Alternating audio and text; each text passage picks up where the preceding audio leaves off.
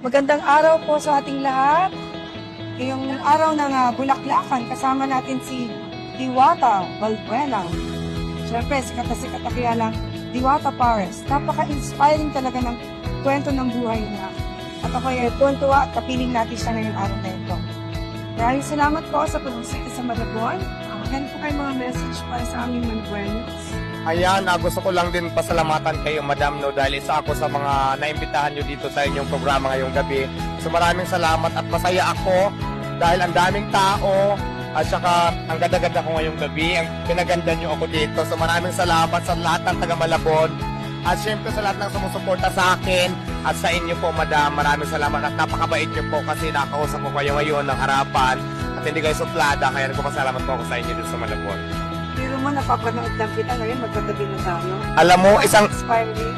isang malaking karangalan sa akin, makatabi ko ang isang mayura na